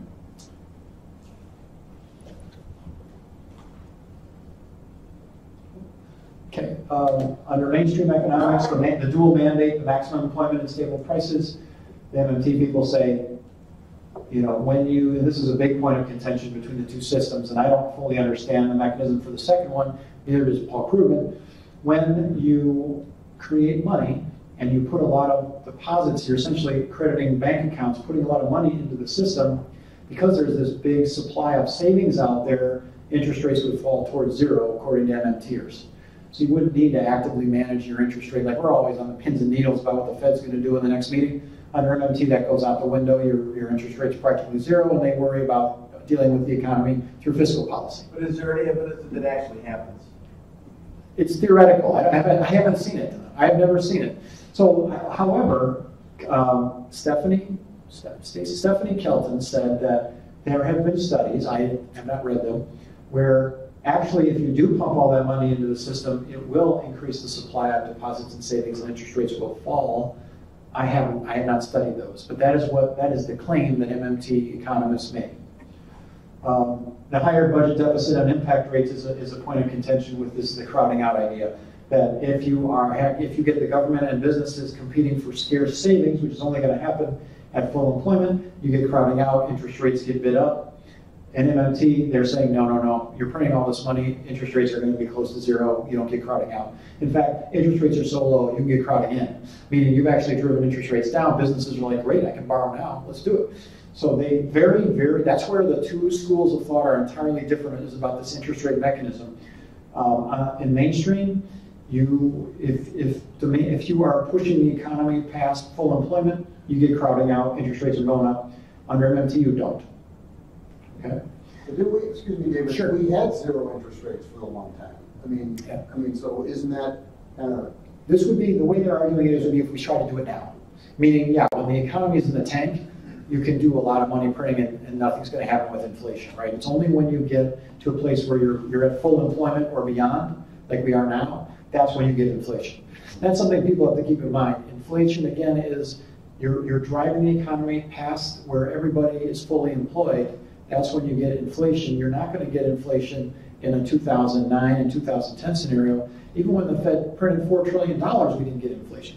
You've got to get to full employment. That's a key point that MMT makes, is if you're below full employment, you can create as much money as you want. You don't need to worry about inflation. It's a question of the taxation and other stuff is when you're past that.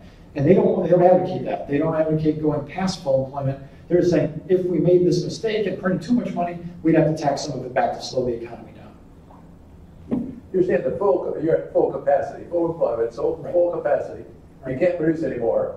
Right. And the supply and demand. If you're still cranking money on, it'd be like running even if you think of it not even MMT, think of a regular stimulus program. If right now, when Trump started to run that stimulus, you saw our inflation started to go up, right? So when you are at full, you get inflation because you are creating demand past full employment. You're demanding that those resources do more than they can do, and they start charging you more for it. Okay, I can make a ship for you, but if you want me to make 2 ships, I'm going to charge you 50% more. And why do they charge more? Maybe they're running overtime. Overtime would be. Yeah, weekends, double shifts. I mean, they're really pushing. There are people that normally wouldn't be working or suddenly working. So it's this idea that don't equate inflation with money creation. Think about inflation as you are driving demand beyond full capacity. That's where you get inflation. Why would you want to save money then? You wouldn't want to save money, would you? Save money under what? In a savings plan? You wouldn't want to put your money in a bank. That's correct. Because if you wouldn't get any interest. You would get very little interest, right? That's true. Yeah. So in the 70s, when the inflation went through the roof, rather than raising interest rates, they just would raise taxes. Yes.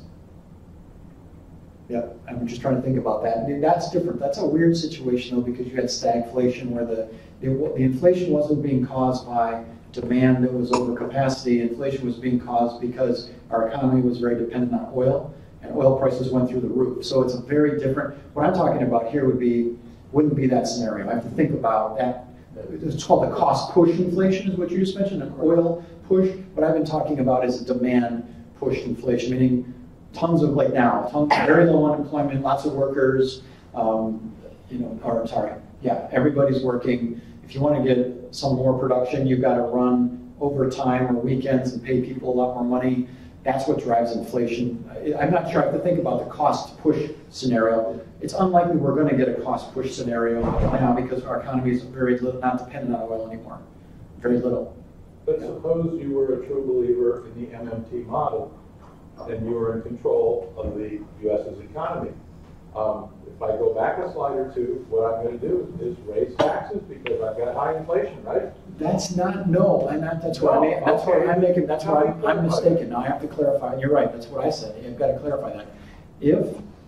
If inflation is caused by a cost push like oil, that they are not going to raise interest rates to deal with that. I think an MMTer would say, are we at full employment or not? They would be printing money until we get to full employment.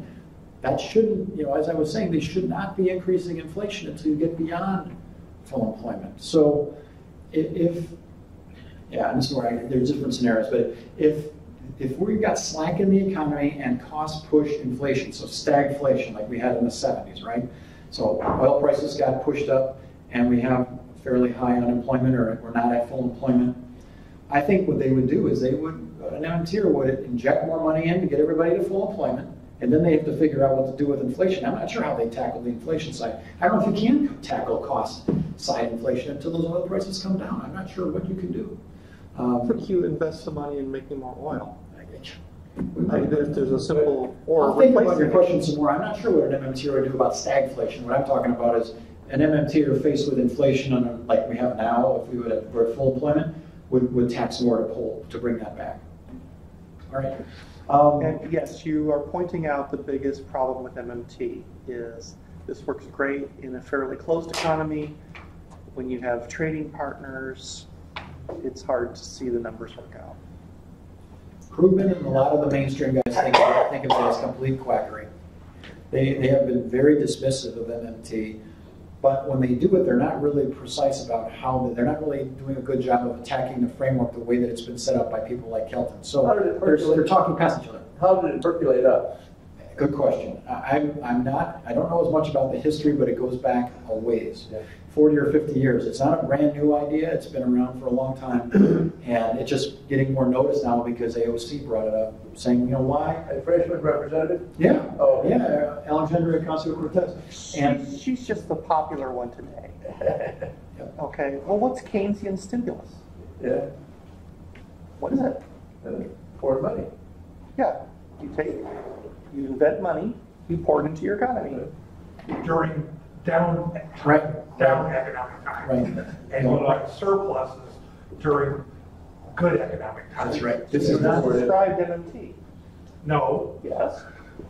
Well, The only difference is we cut out the pretense that a bank should be involved. No, because I think the targets for when you would still put stimulus into the economy, Keynes would be saying that at an unemployment rate of 4% or under 5%, you should be running surpluses right now. And the MMT folks say there's still a few people who aren't fully employed and are working part-time that want full-time work, so we should be running bigger deficits.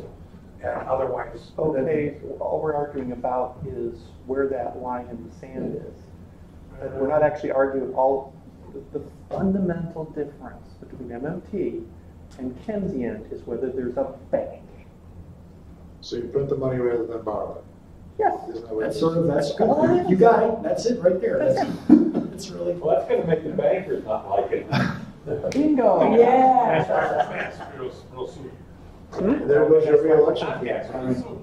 All right, so then we'll keep talking about AOC economics and introducing it, but there's some great articles that are linked there. All right, so let's get to our last subject. My favorite chart in all of economics, I'm going to show you in a minute. It makes me so happy to share this chart. Sectoral balances is one of it sounds complicated, but it's one of the coolest things in economics, and it makes sense. It just takes a little bit of work, okay?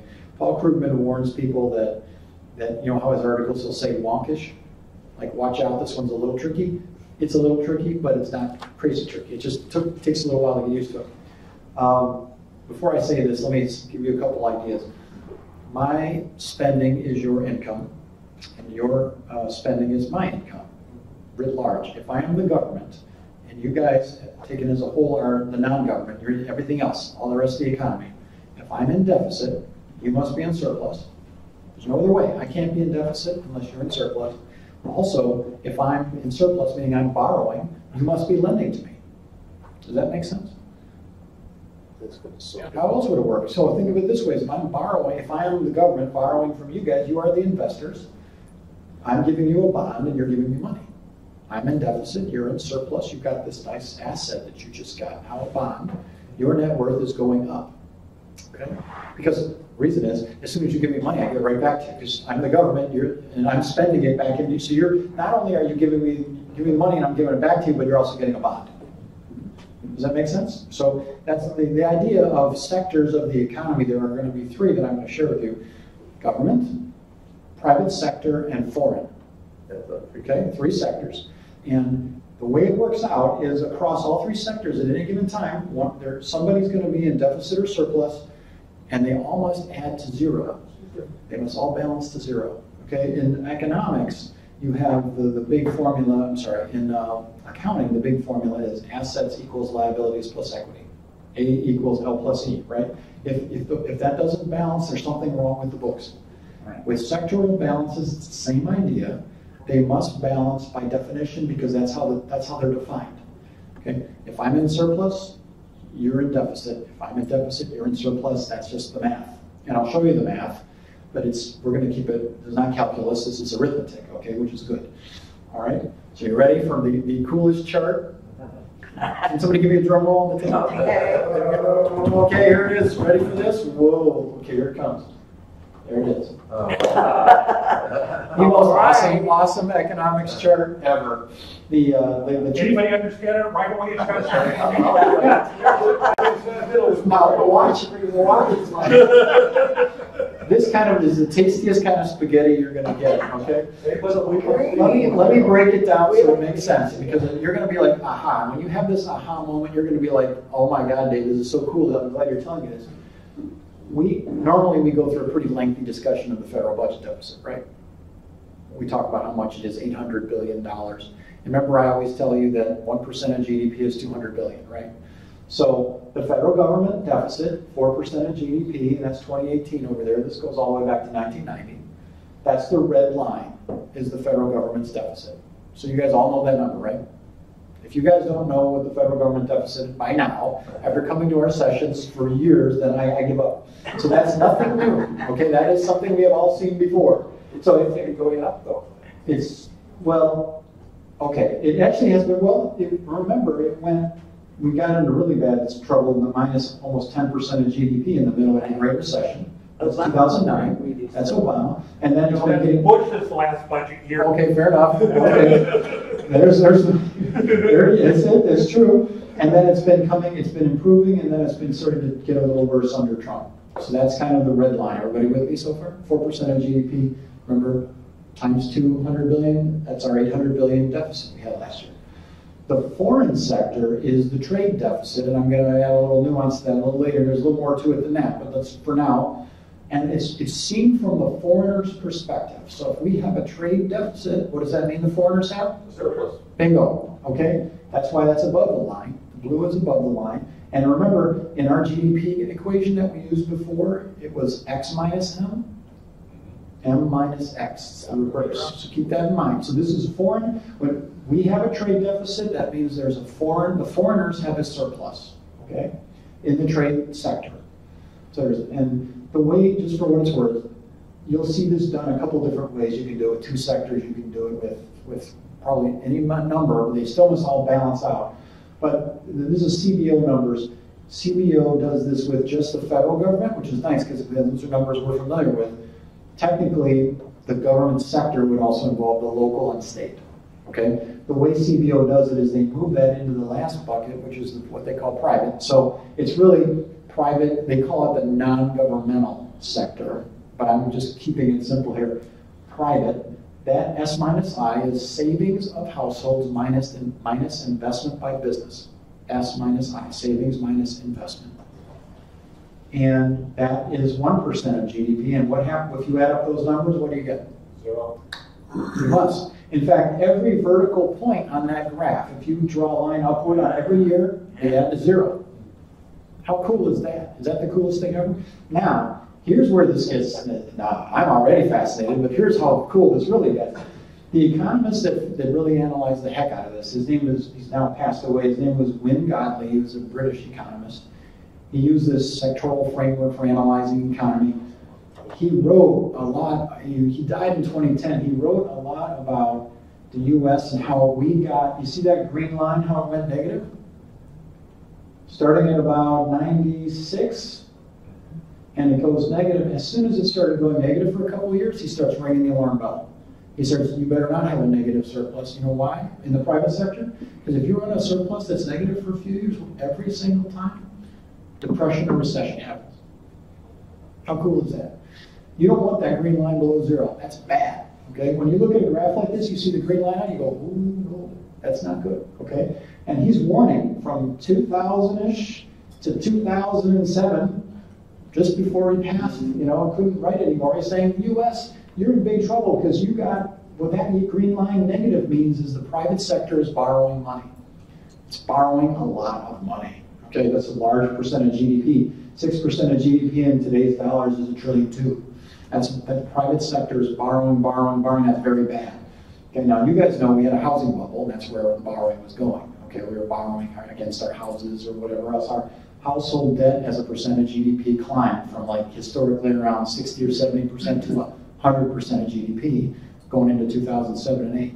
So he's warning, he's writing about this. He's writing at the where is it? The Institute, the Levy Institute out of New York. He was a British economist, so he's writing out of there. And you can read his papers, and I put one of them there from June 2005. He's one of about a dozen economists that other economists say predicted the Great Recession. He did it because he had a model that predicted it, not because he just felt warm and fuzzy and we're going to have a crisis. He started warning. He said, if you're going to run a green line that's negative, you're nuts. Don't do it. And people didn't listen to him. He had the nickname of the Cassandra of the Fence. Now, if you know your Greek mythology, Cassandra was cursed that she had a memory of the future and nobody would believe her. Apparently, she had Apollo she said she would sleep with Apollo if he gave her this gift, and then she changed her mind, but she had the gift. He said, well, now I'm going to curse you. So that didn't work out well for them, but he was the Cassandra of the Fence because he would say, I don't know exactly when this is going to blow up, but if you're going to run deficits like that in the private sector, eventually it's going to blow up. And at the same time, he was pointing out that the reason that you've got this big government, this big private sector green line deficit is because, looking at about the year 2000, the surpluses that we had on the red line, right? So I'm looking at the year 2000, about right where the references start there. So it's the lowest point of the green. That's where, notice that we've got a surplus in the government budget deficit, and we're also, the foreign sector's in surplus. You guys see that? Right. Okay, that's very bad. So we think that a government budget surplus is cool, right? We're like, oh, let's have a surplus. We don't want that government debt. Everything in moderation. Well, that wasn't moderation, and the private sector was in big trouble. Look, for almost 9 years, when you look at every decade, we created somewhere between 15 and 20 million jobs, like in the 70s, in the 80s, in the 90s. Even in the last 10 years, we've created a lot of jobs. But from 2000 to 2009, how many jobs did we create net? 0. We did for a while. We had some of them, they crashed in the crisis. It's the only decade when you go back when we had no net job creation. What did we have? Green line negative that whole time. Isn't that cool? Now, when you saw this spaghetti the first time, you didn't think anything. You're like, this is a bunch of spaghetti. Okay? Somebody that knows how to use this chart is in a really powerful position, because these things, they are non-negotiable. This is not a theory. These are numbers that we can analyze. And now you're probably saying, well, what the heck happened there in 2008? Households said, I am not going to spend any more money. I need to retrench. A lot of them there's a lot of unemployment. Households also were foreclosing like crazy. They stopped buying housing. Their housing prices greater. So private sector people said, heck with these deficits, we're going to save money like crazy. So the S went up, right? But investment went down. Businesses said, there's no customers, we're not going to invest anything. So that private sector went into a huge surplus, which is what Godley was warning about it. He's like, this is only a matter of time. He's like, they have no choice. They can't be in debt this deep all the time, and this system is going to break. And he was right. And unfortunately, he lived to see it, but he died in 2010. But now, this is where it gets another really interesting point. The federal government now, as much as people were blaming Obama, they were saying, he's blown the debt up, and Carl said, okay, it was the last year of the Bush administration. There were no policies that were passed by the government at that time that created that giant deficit, that huge move to the negative. What happened? Revenues cratered because the economy was in the tank, and the automatic stabilizers kicked in. Things like unemployment insurance and food stamps, SNAP program kicked in big time. It wasn't that Obama did a ton, so that's where that red line goes down so much, okay? So there are a few economists out there. Krugman will occasionally reference this. This is mainstream, by the way. This is not MMT. This is mainstream economics. Krugman said, he said exactly the same thing that the economist for the Financial Times said, which is, it wasn't that the government took action that drove that deficit. It was the private sector going into surplus that caused that government deficit. Trying to blame the government for what the private sector did is silly. You don't understand this model, okay? How cool is that? I mean, I wish we had that handy. I wish I understood this back when Obama was taking a beating for all this. So let me pause there for a second and let that sink in. How are you doing? Does this make sense? Does that investment, and that's my side, does that investment equal to, have debt in it? That's the debt, the household debt and all that stuff in this too? Savings minus investment, households save and then put that in the bank in theory, and then businesses take it out and borrow it. But the debt that they have, like the big car debts and everything. They would have been eliminated. They would be eliminating it. They were taking on that debt when the green line was below zero. They were becoming, and then they were going the opposite direction. They were deleveraging big time. That debt to GDP that was 100% of GDP fell down to like 80. So this green is a massive deleveraging of the economy by households in the private sector. So they were like borrowing, over here for years. Yeah. And that is in the I part? What's in the I? What's in the I part? The I is business investment. Yeah, I know. What's that mean? Oh, okay. Businesses are investing in stuff. They're buying machines. They're buying whatever they want to buy. Households are saving. Okay, it's in the saving number. Okay, let me explain it this way too. Each of these sectors you can think of as either borrowing or lending. A deficit means you are borrowing, and a surplus means you are lending, or at least negative, what's the right way to say it? Investing. You are deleveraging, your net worth is going up.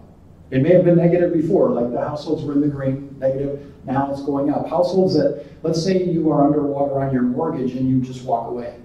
Your net worth jumps tremendously that day, okay? So households are in that 2008-9 frame, they were getting rid of their debt left and right, and businesses just said, hey, we're not investing right now, guys. They weren't saving as much. So they were saving a lot more, actually. Later on, but early in like 19. Right, oh right, yeah. They just weren't saving. That's right, they're not saving or they're borrowing. That's what the green line negative means, exactly. So did Krugman say he blamed the households?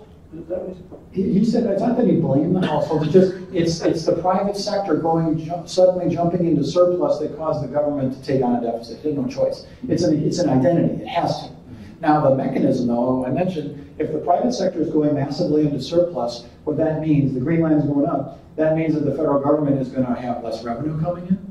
It's going to have, those automatic stabilizers are kicking in, and that's going to drive your deficit through the roof. The stimulus and things were maybe 1 or 2% of GDP, not 10. So we needed MMT. It wouldn't have hurt right then. It would have helped probably. Yeah. And the Fed did, right? The Fed did. And we had, but we could have done. You hear them arguing we could have done a lot more stimulus. Right. When you look at that, if the federal government, and this is kind of an interesting way to think about it, and I have to think through this. And this is where this can get complicated, and I don't fully understand it. But let's say the federal government said, heck with it, we're going to run a deficit of 12 instead of in 2009. Instead of being 10, they're going to be 12.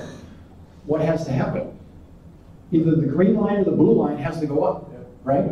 And how exactly that would play out, I don't know. I understand how the green line going up drove the red line, but I'm not sure how the reverse would have worked at that time. But what you see, though, is over time, the green line has come back towards zero, as has the red line, okay? Now, sorry, go ahead. I was gonna sort of look at this and say, suppose you would really like to have both the green line and the red line above zero. That sort of says that you have to make the blue line below zero. Right. And I wonder if that isn't the way China is running their economy currently. Germany tries for that, right? Germany, yeah. Trade surplus, that is exactly right. Do you guys follow what he just said? Does that make sense? Okay, let's go through that real quick. If you want, and let's use, we don't have a good example here. If you want the red line, let's say you think you're a strategist for the economy, you say, I want the government to be in surplus. So you want the red line above zero, kind of like we had here in 98, 99. And you want the green line in surplus. What does that mean? If you've got surpluses in those two sectors, what must the blue line be in? Deficit. It has to be negative. Right. So what you would need in order, and remember this from the foreign perspective, this is where it gets tricky. The foreigners would be in deficit. We would, the blue line would have to go down into the negative territory, which would be, we would be running a trade surplus. The only way that we can have a federal government that's in surplus and the private sector in surplus is if also we are running a trade surplus, meaning that blue line, the foreigners are negative. The blue line would have to come to negative. Close Walmart, or what? No, that chart is almost exactly flipped for Germany. Yeah, you said almost like it. That chart, flip it on its axis. Yeah. That's German. Right. Okay. They do a lot of savings, Question. and their trade surplus is immense. So It'd be a mirror, flip it on, yeah, exactly. I would say flip the blue line and the red line, actually. Oh, no. Green line goes too. So what I remember is in about I think we've got Harper's on that. late 2007, beginning of 2008, the bank started to arrive on our doorstep saying, we're cutting your loan values. Yeah. Where do the banks, where do they fit in? And when they started to cut out all business from their traditional banking things, then we started to go on almost a barter system with our clients and our customers. You're talking about the private sector, so you definitely talk about what's going on inside the green line. Yeah. And investment, banks are in there. The banks, yeah, definitely. The banks are in the green line. And so the way I would interpret that is the investment is falling like crazy. Banks aren't as willing to lend, and businesses are not willing to borrow money because they don't have any customers. So I is falling through the floor. It's dropping like crazy. At the same time, households are saving a lot more. They're walking away from their homes. That their net worth is going up. They're getting rid of their debt. That is a form of saving. The green line is powering up. That's how it's been described. That's how Mark Wolf of the Financial Times and Krugman explained this chart when this stuff happened. And they were explaining this around 2011 or 12 is when they were kind of catching on to this framework. Somebody must have given them godly's work and they caught it. So, And beware, these are we got that time. So I will go through some more of this on this in the future. I mean, I think this is a really neat idea, and there's a few other slides you can read on the subject. So then if you're interested in some of the sources, I really recommend this one, the Wynne Godley article, Some Unpleasant American Arithmetic from 2005. He'll explain this framework. He has the chart in there, and you'll be able to see it. But lots of cool implications here that they must always balance, and there's some quizzes and stuff in here that I gave you, just to show you what it looks like. You have a quiz here where you have to figure out what's in the empty square. And if you're not sure what it is, we're going to do this together probably in the next meeting. We'll go through this again. And then there is the answers to the quiz. Oh. All right, so don't cheat and look at the last page. But so okay, you guys you stayed awake on the subject very well until almost 9:30. So thanks a lot. We're going to adjourn. In the interest of stimulating the Illinois economy,